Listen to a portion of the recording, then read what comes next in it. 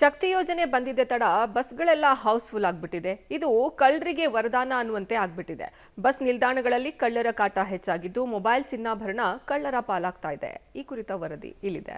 ಕಳ್ಳರಿಗೆ bumper ಲಾಭ, ವರದಾನವಾದ ಶಕ್ತಿ ಯೋಜನೆ. ಪ್ರಯಾಣಿಕರ ಸೋಗಿನಲ್ಲಿ ಚಿನ್ನಾಭರಣ, ಮೊಬೈಲ್ ಕಳವು. ಚಿಕ್ಕಬಳ್ಳಾಪುರ ಬಸ್ ನಿಲ್ದಾಣದಲ್ಲಿ ಹೆಚ್ಚಾದ ಕಳವು ಪ್ರಕರಣ. ಹೀಗೆ ಬಸ್ ಹತ್ತೋಕೆ ನಾ ಮುಂದು ಅಂತ ಮುಗಿಬೀಳ್ತಿರೋ ಪ್ರಯಾಣಿಕರು. ಇನ್ನು ಕ್ಷಣ ಮಾತ್ರದಲ್ಲೇ ಮೊಬೈಲ್ ಎಗರಿಸಿ ಪರಾರಿಯಾದ ಕಳ್ಳ. ಇನ್ನು ಮೊಬೈಲ್ ಕದ್ದು ತನಗೇನು ಗೊತ್ತೇ ಇಲ್ಲ ಅನ್ನೋ ಹಾಗೆ ಮೊಬೈಲ್ ಕಳ್ಕೊಂಡವರನ್ನೇ ಯಾಮಾರಿಸಿ ಎಸ್ಕೇಪ್ ಆಗ್ತಿರೋ ಕಳ್ಳನ ಸಿಸಿಟಿವಿ ದೃಶ್ಯ.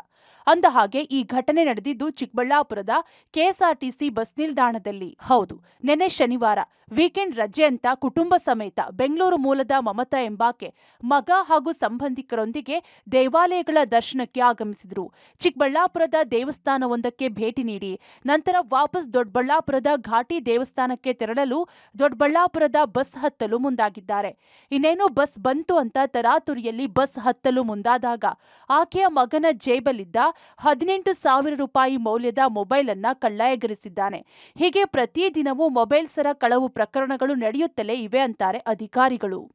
ಇಲ್ಲಿ ಶಕ್ತಿ ಯೋಜನೆ ಬಂದಾಗಲಿಂದ ಜನಸಂಖ್ಯೆ ಹೆಚ್ಚಾಗಿ ಬರ್ತಿದ್ದಾರೆ. ಹೆಚ್ಚಾಗಿ ಬೇಗ ನುಗ್ಗುಗಳಲ್ಲಿ ಓಡೋಗ್ತಾರೆ ಜನಗಳ ಬಸ್ ಹತ್ತೋದಕ್ಕೋಸ್ಕರ.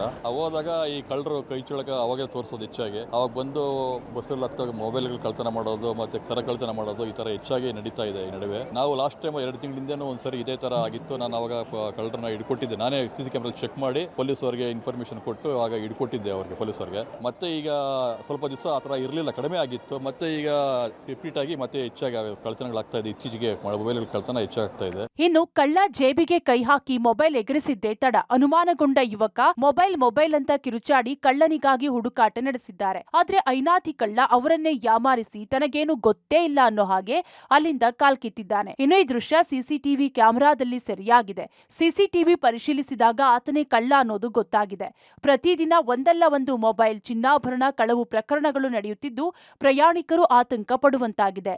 ಇಲ್ಲಿ ಕಳ್ತನಗಳು ಜಾಸ್ತಿ ಆಗ್ತಾ ಐತಿ ನಡುವೆ ಎಲ್ಲ.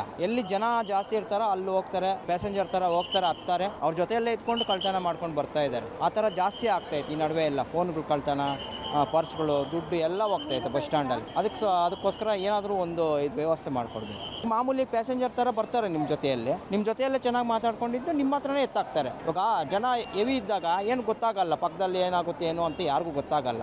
ಒಂದು 50 ಜನ 100 ಜನ ಇರೋ ಆ ಜಾಗಕ್ಕೆ ಹೋಗ್ತಾರೆ ಕಳ್ಳರು. ಒಟ್ನಲ್ಲಿ ಶಕ್ತಿ ಯೋಜನೆ ಬಂದಿದ್ದೆ ಜನ ನಾ ಮುಂದು ಅಂತ ಬಸ್ಗಳಲ್ಲಿ ದೇವಸ್ಥಾನ, ತೀರ್ಥಯಾತ್ರೆ, ಪ್ರವಾಸದ ಹೆಸರಲ್ಲಿ ಮಹಿಳೆಯರ ಓಡಾಟ ಹೆಚ್ಚಾಗಿದೆ.